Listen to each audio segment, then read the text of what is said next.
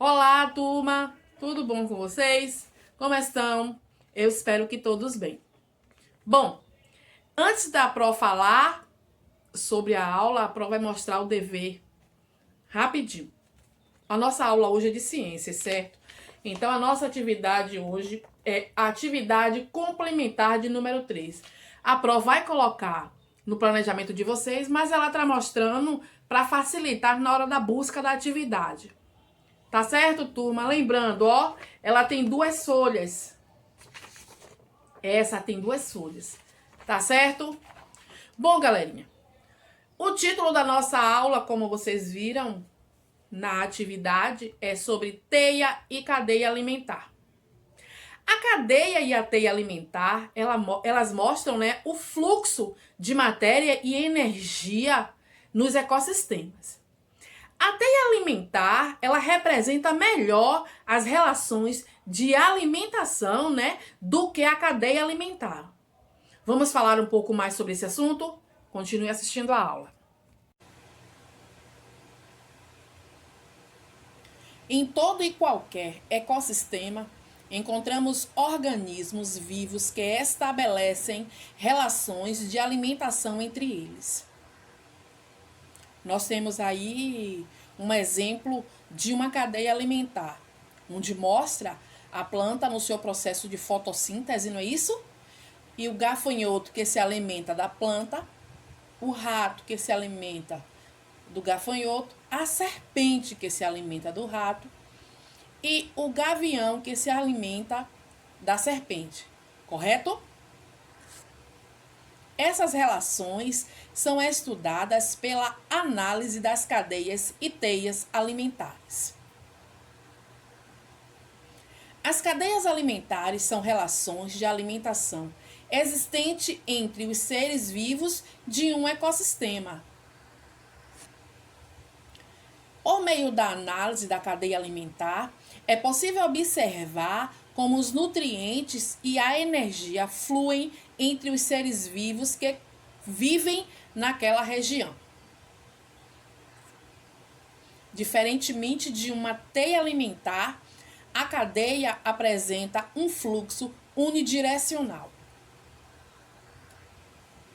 Temos aí novamente outra cadeia alimentar, mostrando, né, onde a borboleta se alimenta da planta, o sapo que se alimenta da borboleta e a serpente que se alimenta do sapo.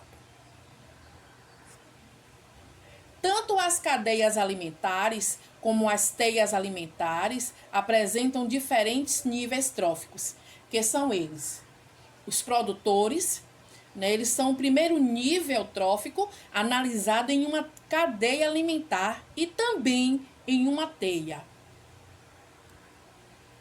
Eles são capazes de produzir o seu alimento, não necessitando de ingerir outros seres vivos.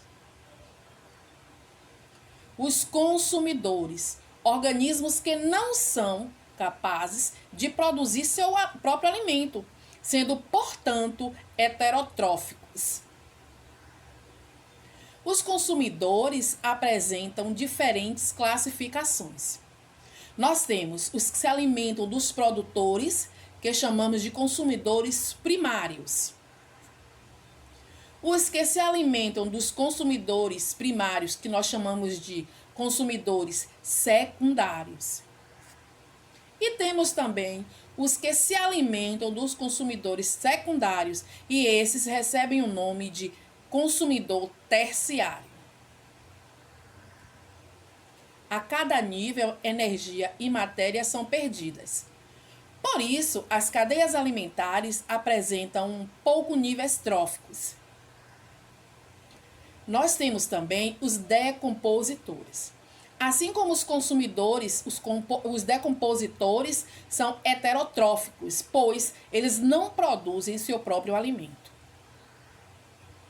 Esses organismos, geralmente representados por fungos e bactérias, realizam a decomposição. Teia alimentar.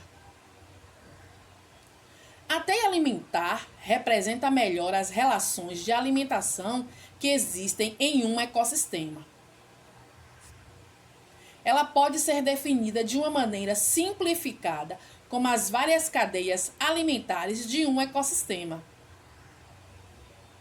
A teia não apresenta um fluxo unidirecional, como a cadeia alimentar, pois mostra que o mesmo organismo pode apresentar diferentes hábitos alimentares e, consequentemente, ocupar diferentes níveis tróficos.